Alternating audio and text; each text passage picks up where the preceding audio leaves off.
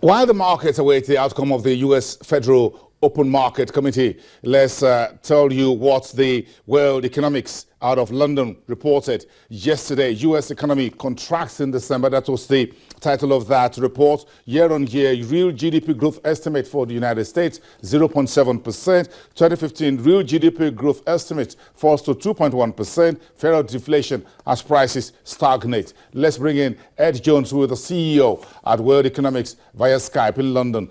Ed, good afternoon, and thanks for finding time to be with us. Good afternoon, Benson. Thank you for having me. We appreciate your time. Talk to us about how these latest sales managers index from the U.S. tie into the interest rate expectations today. Okay.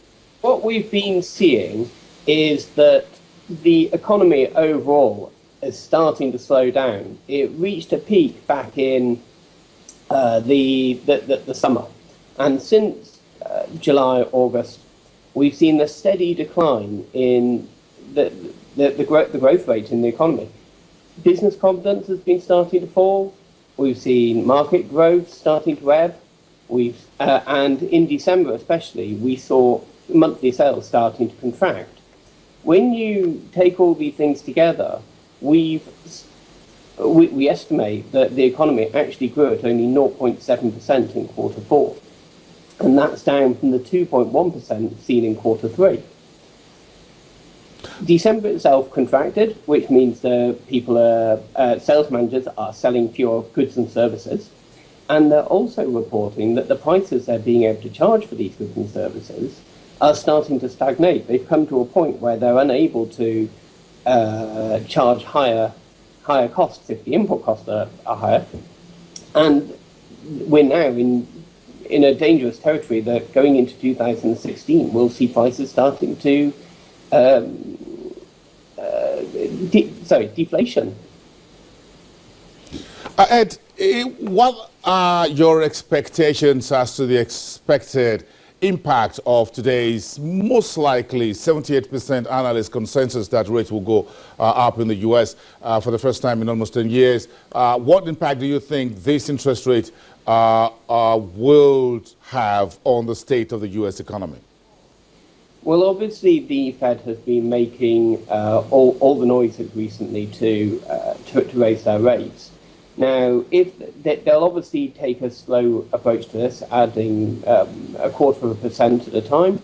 So I would have expected us to see a rate rise later today.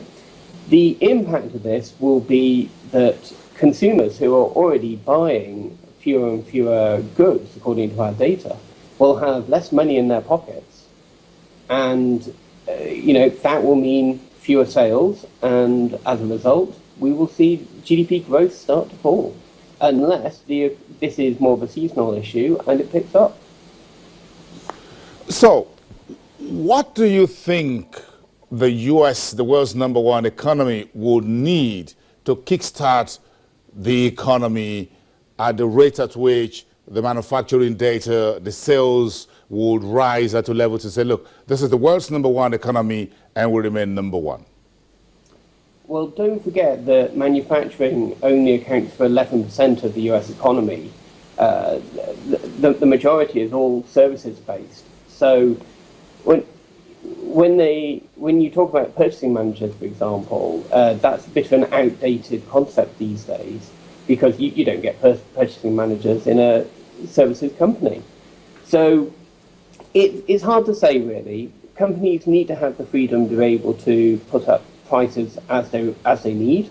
So deflation is a bad thing to happen, and they need to be able to be confident that when they do put up their prices, they will actually achieve sales. The average person or people making purchases needs to be able to have that purchasing power.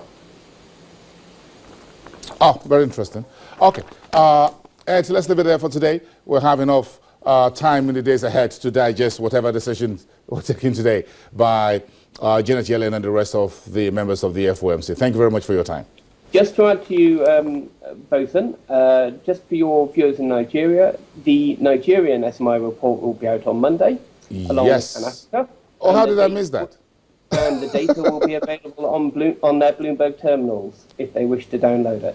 Yes, thank you so much, Ed. And we appreciate all the good works out of covering this part of sub-Saharan Africa. Ed Jones, CEO at World Economics. Let's talk about the World Trade Organization, the first ever ministerial conference holding right now in Nairobi, Kenya, where there is a strong push for members of the WTO to do more for the least developed countries and African nations looking for concrete changes to reduce trade costs for their agriculture and textile sectors.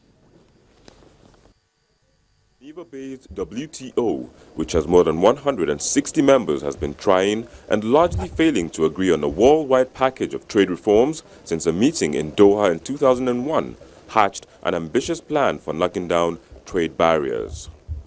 Kenyan Foreign Minister Amina Mohammed said the body had offered members very little value so far, voicing frustrations, particularly of developing nations who stand to gain most from gaining access to markets in more industrialized nations.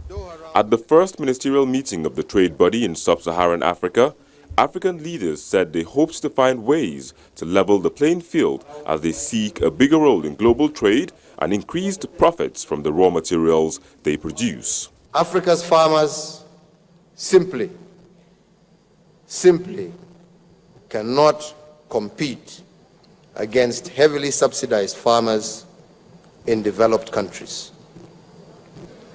In this connection, the Doha round of negotiations in agriculture provides us with the best opportunity to address the distortions and to align global trade with our development goals. India has been at the forefront of calls for richer nations to offer more trade concessions.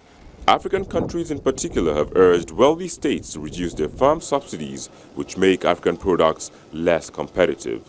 Although the talks are being held in Africa, the topics will cover global trade issues that include pledges of trade assistance for poor nations. Liberia and Afghanistan will also be formally welcomed to the group.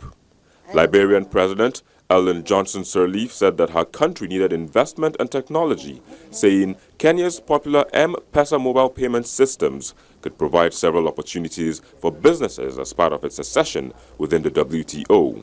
Taking the example of Kenya with M-Pesa, we've been talking to companies here to see how we might be able to use some of that and start that same process of financial intermediation through technical means, through electronic means. Those are some of the benefits that Liberia expects to receive as a result of accessing. Sirleaf has said in a past interview that Liberia needed 2 years to regain its economic footing after Ebola, which has killed 4,800 people in Liberia and a total of 11,000 across West Africa. According to her, a lot of investment and training was needed in the health sector to help Liberia beat Ebola for good.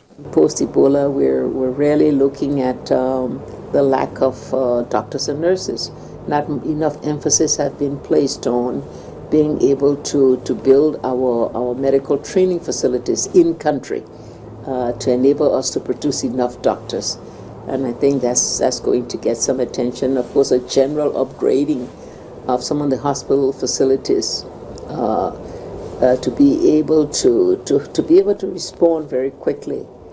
Liberia has been ravaged by the Ebola epidemic for almost 2 years. It was the first of West Africa's 3 most badly hit countries to be declared Ebola-free, once in May and again in September, but each time new cases have mysteriously re-emerged. All right, there's more on the program after the break. Stick around. This is Business Incorporated.